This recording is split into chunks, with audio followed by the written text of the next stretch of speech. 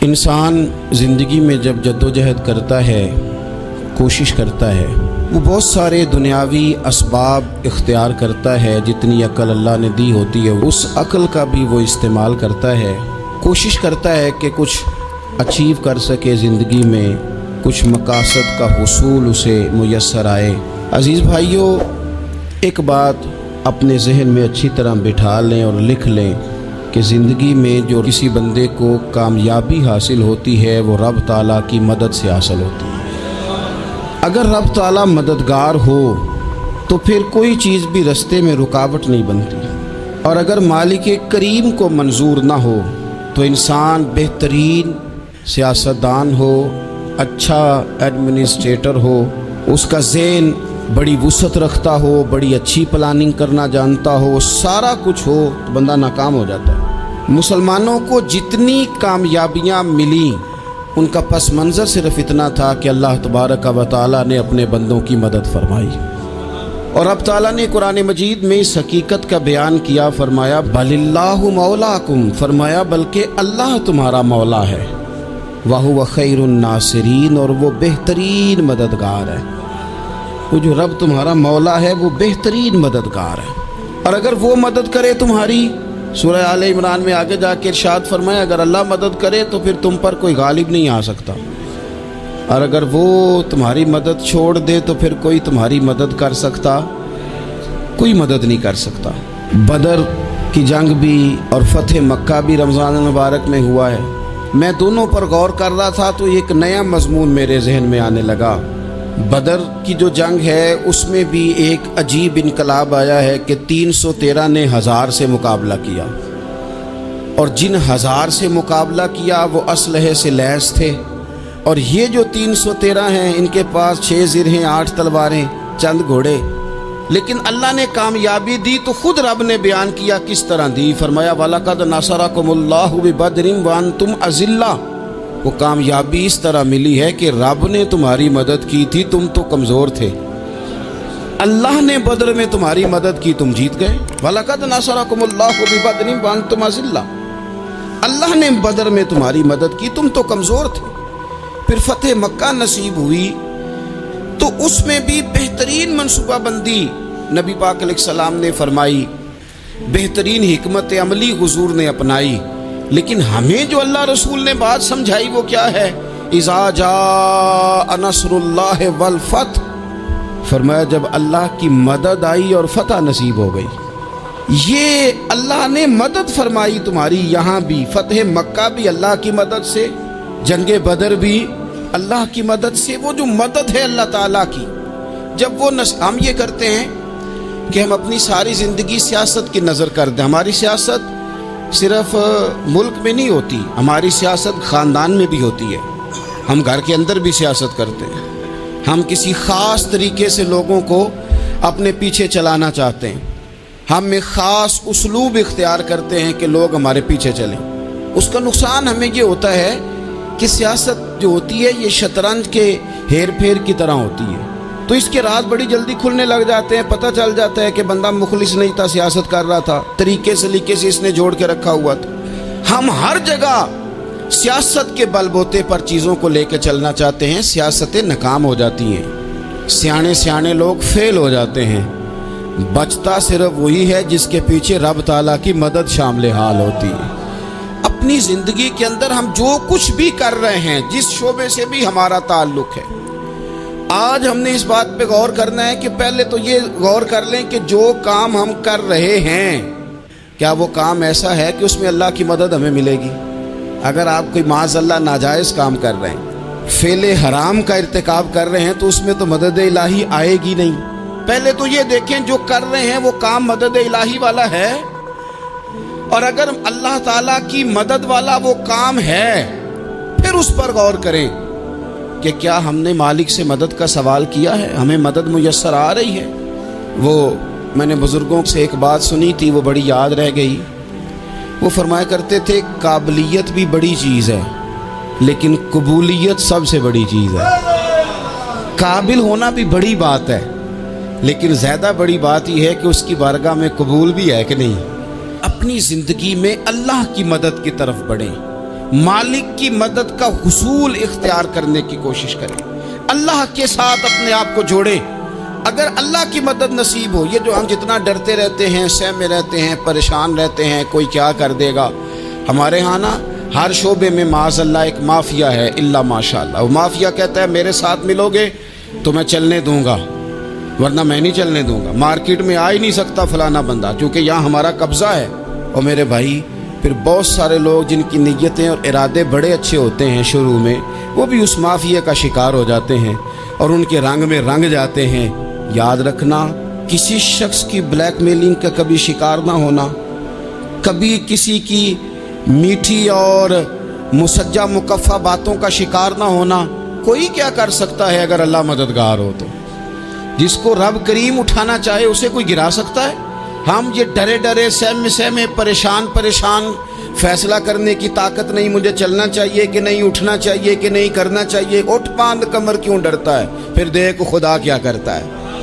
हज़रत अब्दुल्ला इब्न अब्बास फरमाते हैं, मेरे नबी पाक अलैहिस्सलाम ने मेरी तरबियत फरमाई, हुजूर ने मेरी तरबियत फरमाई। और महबूब पाक अलैहिस्सलाम ने फरमाया, अब्दुल्ला याद रखना, ये नौजवान दोस्त मेरी बात लिख लें, परेशान लोग मेरी बात लिख लें, जिनके पास कुव्वत फैसला नहीं वो इस बात को लिख लें। हज़रत अब्दुल्ला इब्न अब्बास फरमाते हैं, मेरे नबी पाक अलैहिस्सलाम ने मुझसे फरमाया था, अब्दुल्ला सुन, अगर सारी दुनिया मिल के तेरा कोई नफ़ा करना चाहे, कर नहीं सकती जब तक मेरे रब की रज़ा ना हो।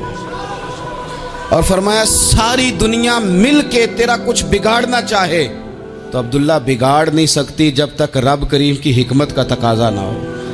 लोगों से डरना, लोगों की तरफ देखना, माहौल देख के अपने राह का तयन करना, हर बंदे के ख्यालात के मुताबिक ढलने की कोशिश करना, फलाना ना नाराज हो जाए, फलाना ना नाराज हो जाए, और जिसने होना हो जाए, बस रब रसूल नाराज ना हो। अपनी जिंदगी में अपने मालिक को मौला जान के, बलिल्लाहु मौलाकुम, अल्लाह तुम्हारा मौला है, वहुवा खैरुन नासिरीन, वो बेहतरीन मददगार है। तवज्जो जब भी करें रब की जानिब करें, अपने दिल का किबला दुरुस्त रखें, सोचों के जाविये सीधे रखें। मेरे भाई, मालिक जब बंदोबस्त कर देना, जब मालिक बंदोबस्त कर दे, फिर ऐसा बंदोबस्त करता है कि लोगों के पास ना चारा नहीं रहता। हज़रत मरियम रज़ियल्लाहु ताला अन्हा पाकबाज थी, मस्जिद में रही थी, पर मालिक की हिकमत के तकाजे बड़े अजीब है ना। फिर जनाब मरियम को अल्लाह ताला ने बग़ैर शौहर के औलाद अता कर दी। ये बात ही ऐसी थी, वो किसी ने कहा था कि मखलूक तो फनकार है इस दर्जा के पल भर में, संगे दरे काबा से भी असनाम तराशे, तुम कौन हो क्या चीज़ है दागे कबाबी। लोगों ने तो मरियम पे भी इल्ज़ाम तराशे। तो लोगों ने कहा किधर से ले आई बच्चा, तेरा बाप तो ऐसा नहीं था, कहाँ से ले आई? अल्लाह करे मैं आपको समझा सकूं, ज़रा अपने आप को वहाँ खड़ा करें कि एक पाकबाज औरत, पाक बाप की बेटी, तैयब माँ की बेटी, और अल्लाह के घर में परवरिश पाने वाली खातून, एक वो वक्त और एक ये वक्त कि उस औरत को कटहरे में खड़ा करके पूछा जा रहा है कि माज़अल्लाह तेरी गोद में बच्चा जायज़ नहीं है, कहाँ से लाई है? अब खुद से सफाइयाँ बंदा कितनी को दे, कितनी को वजाहतें करे। और मैंने तो अपनी ज़िंदगी में देखा है, ज़्यादा वजाहत देने वाले को भी लोग झूठा समझने लग जाते हैं। ज़्यादा वजाहत देने पर भी लोग कमज़ोरी का इजहार समझते हैं कि कमज़ोर पड़ गया। आप सुलह की कोशिश करते हैं, सामने वाला बुज़दिल समझ लेता है। ज़्यादा वजाहतें भी कमज़ोर कर देती हैं। अब हज़रत मरियम को कटहरे में खड़ा करके कहा बच्चा किसका है? तो फिर खुदा बंदोबस्त जब करे, अल्लाह जब मददगार हो, तो फिर हज़रत मरियम की गवाही दरख्तों से नहीं दिलवाई उसने, पत्तों से नहीं दिलवाई, फिर फरिश्ते नहीं भेजे। हज़रत मरियम कहने लगी मुझसे ना पूछो, वो जो पंघूड़े में है उसी से पूछ लो, उनसे पूछो ना, वो कौन है पूछ लो, उनसे कर लो सवाल। उन्होंने कहा पंघूड़े में चंद दिनों का बच्चा, ये जवाब देगा? मददगार था रब।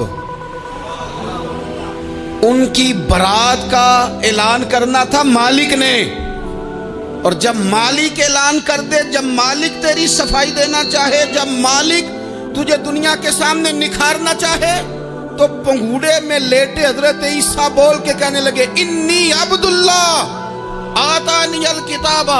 फरमाया मैं अल्लाह का बंदा हूँ, रब ने मुझे किताब अता करके नबी बना के दुनिया में भेजा है। मैं अल्लाह का बंदा हूँ, किताब लेके आया हूँ, नबी बन के आया हूँ। फिर पंगूड़े से ऐलान हो गया, फिर बच्चा बोल पड़ा। और ये एक दफ़ा नहीं बात हुई, ये बनी इसराइल में एक जुरैज नाम के शख्स भी थे जो नमाज पढ़ रहे थे। बाज़ ने लिखा है नफल नमाज थी, अम्मा ने पुकारा तो आए नहीं, तो माँ के मुंह से निकल गया, तू इतनी देर तक मरेगा नहीं जब तक किसी बेहया औरत का मुंह ना देख ले। तो वो इबादत गुजार थे, लेकिन लोगों ने उनकी इबादत, रियाजत, परहेजगारी को नहीं देखा। बस एक औरत को भेज के इल्ज़ाम लगवा दिया। वो औरत आया जाया करती थी, अब आ जाती हैं औरतें, मसला पूछने की नीयत से भी आ जाती हैं। माहौल में कुछ जगह ऐसी भी हैं जहाँ औरतें दम कराने के बहाने आ जाती हैं। वो खातून आती जाती थी उस खानकाह पे, आस्ताने पे, ये बुखारी में मौजूद है।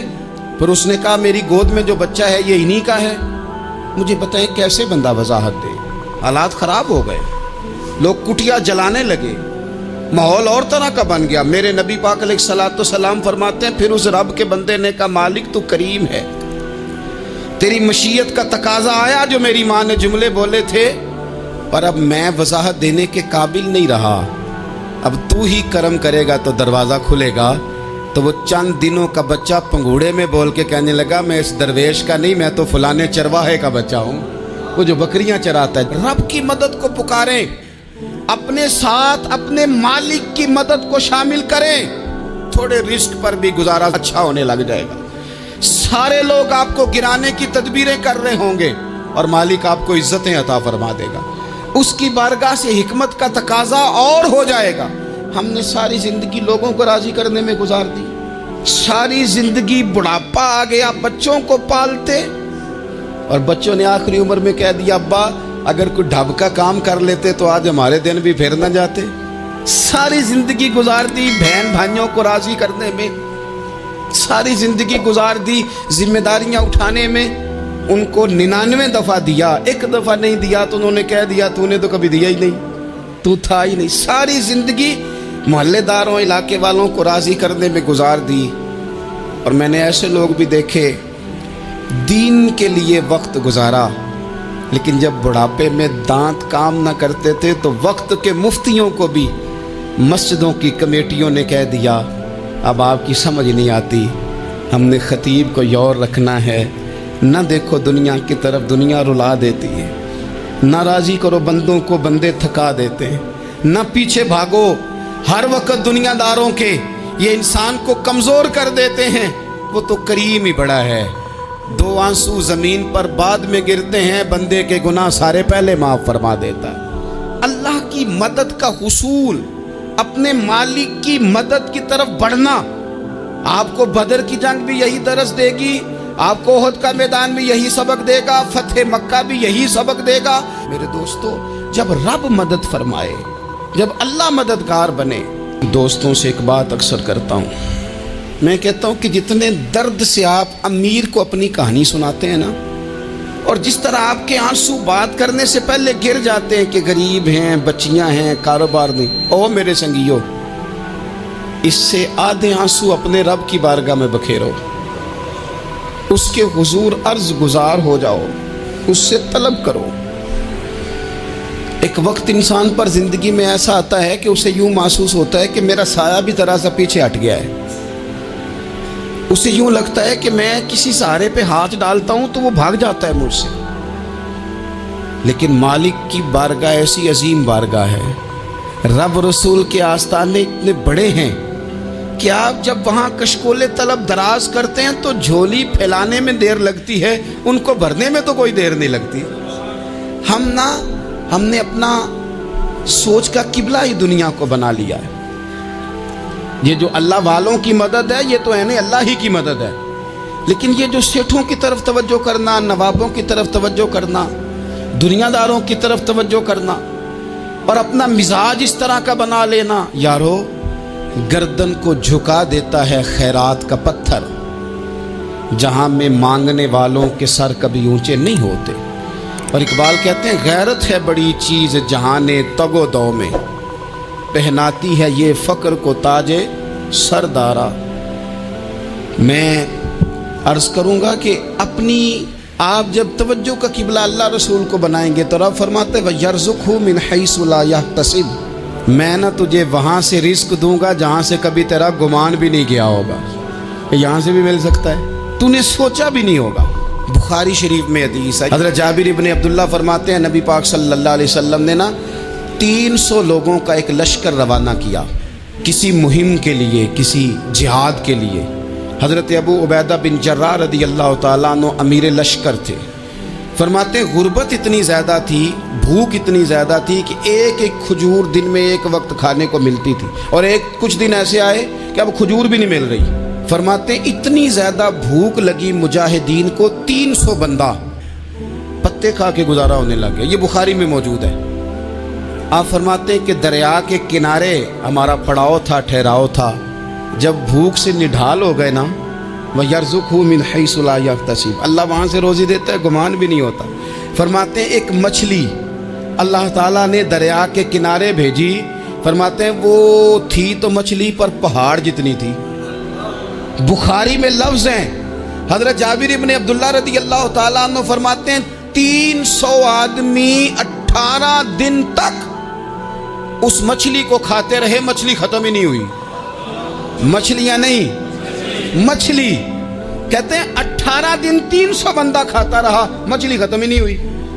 اور فرماتے ہیں کہ اس کی ہڈی نکال کے، کانٹا کہیں گے آپ اپنی زبان میں، کہتے ہیں وہ نکال کے نا تو اس کو کھڑا کیا نا جب، تو اونٹ کجاوے سمیت اس کے بیچ سے گزر جاتا تھا، 2 اس کے کانٹے جوڑے۔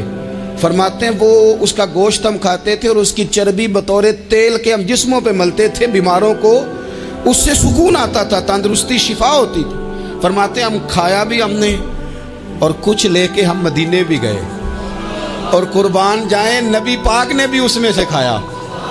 ہم نے عرض کی حضور یہ معمہ کیا ہے، یہ ماجرا کیا ہے؟ تو محبوب نے فرمایا تمہارے پاس غذا نہیں تھی، رب نے تمہارے لیے بندوبست کیا ہے، اللہ نے تمہیں دیا ہے۔ مکان شروع کر لیا، ایک صاحب نے وہ مکان بنانے لگے، آپ وہ حساب لگا رہے ہیں، کہتے ہیں میرے پاس اتنے پیسے ہیں، اتنے میں نے فلانے دوست سے کہنا ہے اس نے دے دینے، اتنے فلانے رشتہ دار سے کہنا ہے اس نے دے دینے، اتنے فلانے سے کہنا ہے اس نے دے دینے۔ یہ ساری کاپی بنا کے مکان شروع کر لیا۔ جو روز کہتا تھا نا کوئی حکم ہو جاتے 10 سب سے پہلے اس کو کہا میاں پیسے چاہیے دین، وہ کہندا ہو کل ہی منڈا ٹوریا ہے، کہتے تو پرسوں 10 داتے لب جانے سن۔ میں آپ کو اپنے تجربے کی بات بتا رہا ہوں۔ جن لوگوں کا خیال ہوتا ہے نا کہ آپ سٹارٹ کریں فلانا کام، ہم آپ کے ساتھ ہیں، اللہ کا ہی کوئی نظام ہے، وہ بالکل بھی نہیں ساتھ ہوتے۔ لیکن ایسا نہیں ہے کہ کوئی ساتھ نہیں ہوتا، اللہ تعالیٰ بڑے اسباب پیدا کرتا ہے، وہاں سے دیتا ہے جہاں سے گمان بھی۔ ہمارا یہ ذہن بن جاتا ہے ہم ساری اپنے حساب سے چلتے ہیں، اتنے رشتہ داروں سے، اتنے کون آپ کے ساتھ چلے گا، سوال ہی نہیں پیدا ہوتا۔ یہ سارے کام چھوڑ کے سب سے پہلے 2 رکعتیں پڑھو، اپنے رب کی بارگاہ میں، رسول کائنات کی بارگاہ میں گزارشات اور استغاثے پیش کرو، وہاں سے خیر طلب کرو۔ دنیا دار کیا دیں گے، کیا دے سکتے ہیں، کیا حیثیت ہوتی ہے کسی، اللہ کہتا ہے وہاں سے دوں گا۔ تو جو اللہ مال دے وہ لینا چاہیے کہ رشتہ داروں کا مال دیکھنا چاہیے؟ جو اللہ دے وہ لینا چاہیے کہ سیٹھوں نوابوں کی جیبیں دیکھنی چاہیے؟ جو اللہ دے وہ قبول کرنا چاہیے یا دیکھنا چاہیے کون سا آدمی کہاں پہنچ گیا؟ چھوڑو، اپنی مٹی پہ چلنے کا سلیقہ سیکھو۔ کسی کے سنگ مرمر پہ چلو گے تو پھسل جاؤ گے، پھسل جاؤ۔ اس پر ایک اور بات عرض کر دوں، صحیح بخاری سے، مسلم سے ایک اور بات۔ کچھ چیزیں ایسی ہیں جن سے اللہ کی مدد آتی ہے، مدد ملتی ہے۔ ایک چیز ان میں سے ایسی ہے جس سے بہت مدد نازل ہوتی ہے، وہ ہے کہ جب رب آپ کو دے نا تو پھر آپ بھی اس کے رستے میں دیں، پھر مدد آتی ہے، پھر اور آتا ہے۔ بخاری مسلم میں حدیث ہے، یہ زیادہ ہی توجہ طلب امر ہے، اس پر آپ غور کریں گے۔ حضرت ابو ہریرہ فرماتے ہیں کہ نبی پاک علیہ السلام نے فرمایا ایک شخص نے بادلوں کے اندر سے آواز سنی کہ فلاں آدمی کا کھیت اور باغ خشک ہو گیا ہے، وہاں برسو اور اس کے کھیت کو سیراب کرو۔ وہ بڑا حیران ہوا کہ بادل سے آواز آ رہی۔ پھر اس نے دیکھا کہ ایک پہاڑی پر بارش ہوئی، وہ بادل وہاں برسا، پھر نالیوں سے ہوتا ہوا پانی ایک طرف چلا تو جس نے آواز سنی تھی حضور بیان کر رہے ہیں، وہ بھی پیچھے پیچھے چلا کہ پانی کدھر جا رہا ہے۔ اس نے جا کے دیکھا کہ ایک مقام پہ ایک باغ کو وہ پانی لگ رہا ہے اور ایک آدمی وہ پانی لگا رہا ہے۔ اس نے اس سے پوچھا تیرا نام کیا ہے؟ اس نے کہا کیوں؟ کہنے لگا بتا نا۔ اس نے نام بتایا تو کہنے لگا یہی تو وہ نام ہے جو میں نے بادلوں کے اندر سے سنا ہے کہ فلاں کے کھیت کو پانی دے دو۔ اس نے کہا یار تو کیا عمل کرتا ہے کہ اسپیشل تیرے لیے بارش برسے؟ یہ بخاری پڑھ رہا ہوں، سیاستہ سے حدیث عرض کر رہا ہوں۔ اس سے پوچھا تو کیا کام کرتا ہے کہ جناب اللہ تبارک و تعالیٰ کا حکم کرم آیا کہ خاص تیرے لیے پانی برسے اور تیرے کھیت کو سیراب کرے؟ تو اس نے کہا چھوٹا ذمہ دار ہوں، پر جب فصل اگتی ہے تو 3 حصے کرتا ہوں۔ ایک حصہ اپنے بال بچوں پہ، بہن بھائیوں پہ خرچ کرتا ہوں، ایک حصہ پورا، اور ایک حصہ دوبارہ کاشتکاری پہ لگاتا ہوں، اور تیسرا حصہ خالص میں نے مسکینوں، یتیموں اور غریبوں کے لیے رکھا ہوا ہے۔ وہ جو تیسرا حصہ اللہ کرے آپ سمجھیں، وہ رب کے بندوں پہ تیسرا حصہ خرچ کرتا ہے نا، تو کریم مالک نے فرمایا جہاں سے غریب کا حصہ جاتا ہے وہ کھیت خشک نہیں رہنا چاہیے، وہ جہاں سے مسکین روٹی کھاتے ہیں وہ خشک نہ رہے، جہاں سے یتیموں کو کچھ آتا ہے کہیں اس کی فصل رہ نہ جائے۔ میں اور آپ بھی اگر اپنے مال میں مسکینوں، یتیموں، غریبوں کے حصے رکھ لیں گے تو فصلیں خشک نہیں رہیں گی، ان کے اندر تازگی آئے گی، نور آئے گا، کرم آئے گا، خاص کر خدا کی رحمت برسے گی۔ مدد اللہ سے چاہیں، اپنی توجہات کا مرکز رب رسول کی ذات کو بنائیں، پھر آپ محسوس کریں گے کہ بڑی جلدی اللہ تعالیٰ کی مدد آنے لگی ہے۔ کبھی آپ صرف کہہ دیں نا میرا رب میرے ساتھ ہے، اس لفظ میں اتنی طاقت ہے کہ دشمن ویسے زہر ہو جاتا ہے۔ زندگی میں کسی سے بھی لڑائی ہو، اچھی طرح سوچ لیں کہ اللہ اس طرف ہے یا اس طرف ہے۔ اگر آپ زیادتی پہ ہیں تو پھر رب مظلوم کی جانب ہے۔ اگر اللہ کی مدد آپ کے ساتھ ہے تو دنیا کی کوئی طاقت آپ کو گرا نہیں سکتی، اور اگر آپ مظلوم کے مقابلے میں ظالم بن کے آپ کھڑے ہو گئے ہیں اور آپ نے رویہ وہ اختیار کیا ہے کہ جس میں مدد نہیں آئے گی، تو پھر یاد رکھ لیں کہ آپ کوئی بھی ہیں، کہاں بھی ہیں، آپ کمزور ہیں۔ طاقتور تھے ابتدائے اسلام میں، ظاہری طاقت تھی کفار مکہ کے پاس، وہ ڈنڈوں سے مارتے تھے غریبوں کو، ان کے ہاتھوں میں ڈنڈے تھے، پر خدائی طاقت ان مظلوموں کے ساتھ تھی۔ صاحب زرقانی نے لکھا ہے حضرت زنیرہ رضی اللہ تعالیٰ عنہ ایک لونڈی ہیں، غریب ہیں، ماڑے دا کی کام محمد ناس جانا یا رونا، غریب سادی بی بی اور لونڈی کنیزہ، ایک مشرک کی کنیزہ تھی، انہوں نے کلمہ پڑھ لیا، وہ ڈنڈوں سے مارتا، دروں سے مارتا، تکلیف دیتا۔ حضرت زنیرہ رضی اللہ تعالیٰ عنہ کو اتنا مارا، اتنا مارا۔ اب آپ ایک اور پہلو پر بھی غور کریں، مار بھی پڑ رہی ہے پر خدا ادھر ہی ہے، اللہ کی مدد ادھر ہی ہے۔ رب کہتا ہے کہ پہلے تو صبر کرنا، ان اللہ مع الصابرین، تو صبر کرے گا تو پھر رب کی معیت ملے گی، ذرا ٹھہرنا، تو تھوڑا ڈٹنا۔ ان الذین قالوا ربنا اللہ ثم استقاموا تتنزل علیہم الملائکہ، تو کہے اللہ میرا رب ہے، پھر تو پہلے ڈٹ، پہلے تو نے ڈٹنا ہے۔ ثم استقاموا، جو ڈٹ گیا، تتنزل علیہم الملائکہ، ڈٹنے والے کے لیے مدد آتی، پہلے تھوڑا ٹھہرنا پڑتا ہے، پہلے تھوڑا صبر کرنا پڑتا ہے، حوصلہ کرنا پڑتا، اس کے بعد مدد آتی۔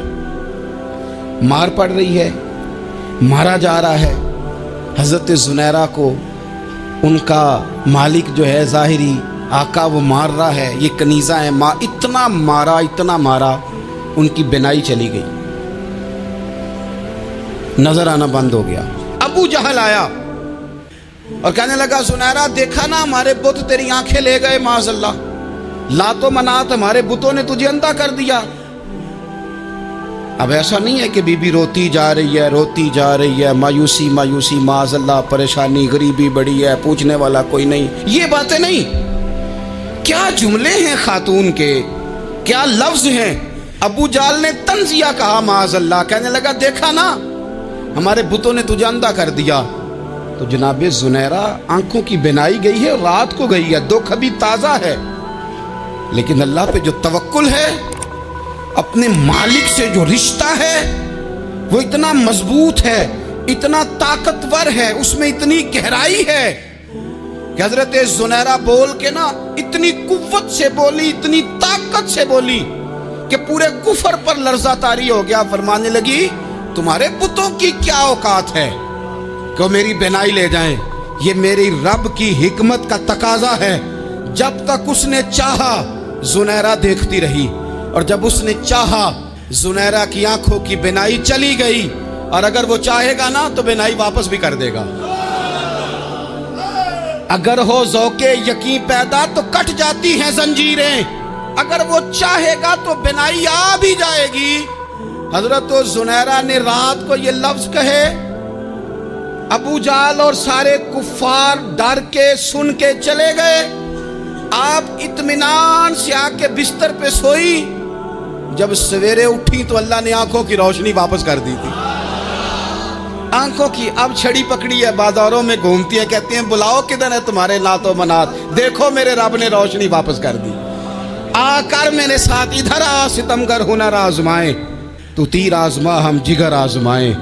بیمار لوگوں یاد رکھو، کہہ دیا ڈاکٹر نے کہ تو بڑا بیمار ہے، تو بڑا کمزور ہے، یہ ہو گیا وہ ہو گیا، تو ڈاکٹر اپنے علم کے مطابق بات کر رہا ہے، ہوگا تو وہ جو میرا رب چاہے گا۔ کمزور ہو جانا، پریشان ہو جانا، تکلیف میں آ جانا، پتہ نہیں بات ہو گئی ہے تو جانے کیا ہو جائے گا۔ اپنی زندگی کے اندر اپنے رب سے رشتہ مضبوط کریں، رسول کائنات سے رشتہ مضبوط کریں، اللہ والوں سے رشتہ مضبوط کریں۔ حضرت زنیرہ نے پیغام دیا کہ زندگی میں جو جینا چاہتے ہیں تو وہ رب کا نام لے کے جی سکتے ہیں، جو اپنی زندگی میں خوشیاں دیکھنا چاہتے ہیں تو رسول اللہ کے نام پر خوشیاں دیکھی جا سکتی ہیں۔ توکل کی بنیاد پر بندہ خوشیاں لے سکتا ہے، اور اگر انسان میں توکل نہیں ہے تو پھر وہ اس کالے جادو سے بھی ڈر رہا ہے، وہ نیلے سے بھی ڈر رہا ہے، وہ پیلے سے بھی ڈر رہا ہے، وہ فلانے سے بھی ڈر رہا ہے، وہ میرے خلاف فلانا رشتہ دار سازش کر رہا ہے تو ڈر رہا ہے، فلانا میرے بارے میں یہ کر رہا ہے تو ڈر رہا ہے، وہ پتہ نہیں دنیا ادھر ہو جائے گی تو کیا ہو جائے گا، اٹھ باندھ کمر کیوں ڈرتا ہے، پھر دیکھ خدا کیا کرتا ہے۔ تو اس ساری گفتگو کا نچوڑ آپ کو یہ عرض کیا ہے، سب سے پہلے تو یہ کہ میدانوں میں مدد بھی اللہ کی، رزق میں مدد بھی اللہ کی، فصلیں خشک ہوں تو مدد پھر بھی اللہ کرے، تو پھر ساری مدد، اور اگر انسان بیمار ہو تو پھر بھی مدد اللہ کی۔ تو اپنے اللہ کی جانب توجہ کو بڑھائیں، آپ اللہ سے مدد کے سوالی بنیں۔ ترمذی کی ایک حدیث ہے، میں آپ کو زندگی کا تجربہ بتاتا ہوں کہ جب میں بڑا پریشان ہوتا ہوں تو یہ والی روایت کھول لیتا ہوں، مزہ دیتی ہے۔ میرے نبی پاک علیہ السلام نے فرمایا اپنے دکھ سیٹھوں نوابوں کو نہ کہنا، مالداروں کا نہ کہنا، ورنہ اللہ تمہیں کبھی غنی نہیں کرے گا۔